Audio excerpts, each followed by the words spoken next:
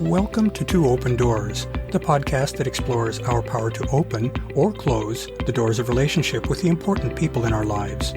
We hope you'll learn from and share your wisdom with our community. Thanks for joining us.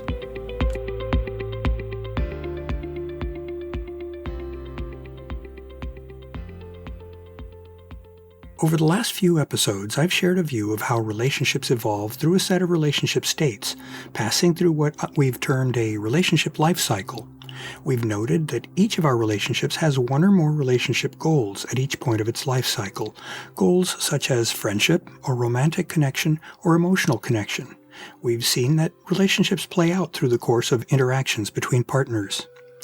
In this episode, I'd like to describe the Two Open Doors relationship game, which I've developed based on all of the preceding observations about how relationships work. I believe that the game is a useful tool for exploring relationships, both in a personal development setting and perhaps in a therapeutic setting. The relationship game allows players to join other players in exploring how a relationship might play out between pairs of players. The game's attraction module allows for playful exploration of the potential compatibility between pairs of players. The game is available in a two-player edition to address the needs of those who wish to stay within the boundaries of traditional two-person intimate connections, that is, monogamous intimate relationships. In addition, a multiplayer edition is also available. That provides a useful tool for exploring how up to 4 players can develop relationships within that group. The sorts of relationships that can develop in a polyamorous situation can rapidly get complex, and there's often a lot of interaction between the various pairwise relationships that exist in a constellation of poly relationships. The people in such a relationship cluster constitute a polycule of lovers and metamors, or lovers of those lovers. The game is a powerful tool for exploring such complicated terrain. The relationship game is meant to provide insights into all of the major aspects of human relationship, such as it promotes self-knowledge by inviting a player to think about how they see themselves and what they value in their relationships. It gives players an idea of how their play partners see them, information that's scarce in real life. It helps players understand who they're likely to be compatible with, and thus who to seek relationships with. It brings people together to explore who they might enjoy connecting with. It helps players prioritize what's important to them in relationships. It shows players how their play partners may react to the player's beliefs, values, and preferences. It acquaints players with the possible ways in which their relationships may develop and with the choices that a player has available at each stage of a relationship. It gives players practice in the back and forth of relationship interactions, and it makes learning about relationships fun. Relationships have purpose. They don't just happen randomly. Instead, we interact with others in the course of pursuing our goals, such as something we need or want, or in trying to communicate something to our partner. What sorts of things do we seek through our relationship? Several things come to mind, as in the following list. A given relationship may have one or more of these as its goals at a given moment in time, and those goals can change as a relationship evolves. First, there's friendship and companionship. As members of a very social species, we humans need to experience the presence of others in our lives. Our friends or companions are others with whom we can amiably share various aspects of our lives, such as our activities, experiences, goals, and hopes. Our friends vary in degree of emotional closeness to us, ranging from fairly superficial activity buddies through close friends who deeply know and care for us. Note that here we're defining friendship as a platonic relationship, while reserving a separate category for physically intimate relationships. A second goal is sensual or sexual experiences. We are biologically wired to experience and share pleasure with others. In some of our relationships, we develop a connection in which we establish the trust and safety that are necessary for us to become vulnerable enough to share intimate, sensual, or sexual experiences with a partner. Yet another goal is emotional connections. In emotionally intimate relationships, partners come to know each other profoundly. They care deeply for each other and express that caring in an environment of safety and trust in one another. Spiritual connections can also be a goal. Spirituality is a kind of connection that transcends us to give us our sense of place and purpose in the world. Note that this notion is quite different than that of religion, which refers to a particular set of beliefs and practices. Since spiritual relationships play out mainly on the plane of emotions, I combine emotional and spiritual connections into one relationship goals category. Another goal is physical support. In some of our relationships, we want to provide physical support to those with whom we feel a bond of friendship or of physical or emotional connection. Providing physical support becomes a means for us to express and nurture our sense of connection. And finally, breakup might be a goal. In addition to the preceding goals, we sometimes decide that a relationship has run its course, for any of a number of reasons. In that case, dissolving or changing the form of the relationship becomes our goal.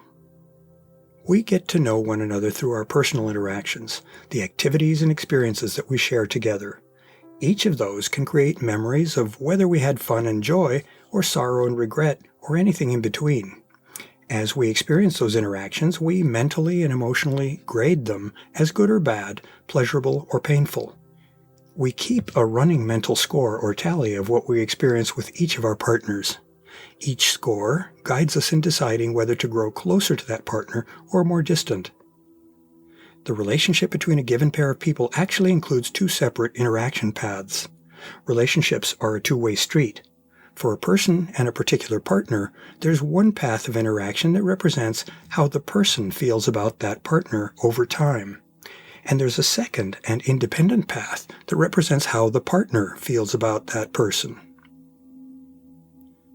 What sorts of things do we remember about our interactions?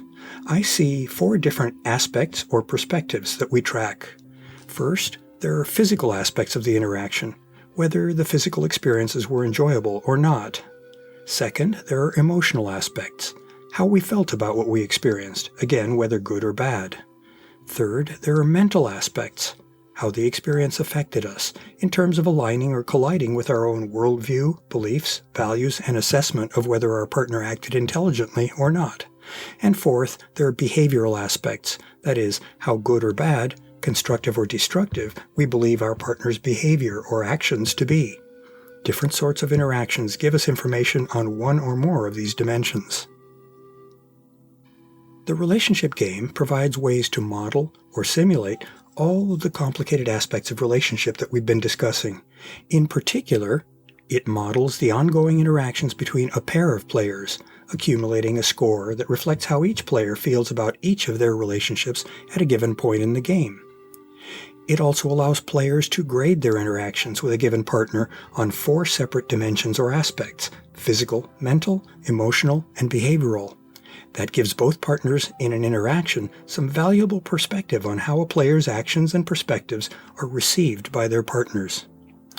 The game also captures the goals that each player has for each of their relationships so that those goals can affect the interactions between partners.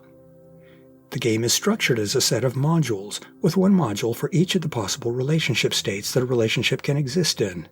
This allows players to experience the conditions that motivate them to want to change the state of a given relationship, such as in moving from attraction to deepening a relationship. And, through its 2 separate editions, the game allows players to explore both traditional monogamous relationships and polyamorous relationships. The relationship game is harder to explain than it is to play. For those who want to deeply understand how the game works and why it was designed as it was, I've provided an extensive About the Game pamphlet with that information. That collateral is useful for potential game facilitators. For those who prefer to just roll up their sleeves and play, there's a Relationship Game Components and Setup brochure and a Relationship Game How to Play pamphlet for both the 2-player edition and the multiplayer edition. Of course, the relationship game won't appeal to everyone. It requires an interest in understanding oneself and what one wants from one's relationships. It is meant for players who want to engage with and get to know one another more than superficially. For its target audience, though, I believe it will provide both valuable learning and a lot of fun. I look forward to being able to produce and offer the game in the near future, and I welcome any comments or suggestions you might have to offer. To learn more about Two Open Doors and to engage with our community, I'd like to invite you to visit the Two Open Doors podcast and the Two Open Doors meetup group. I also invite you to contact me directly by writing to me at Claude, C-L-A-U-D-E, at twoopendoors.com. I'd love to hear from you, and I'll use your inputs to guide my work on future blog posts and podcast episodes. Thanks for visiting Two Open Doors.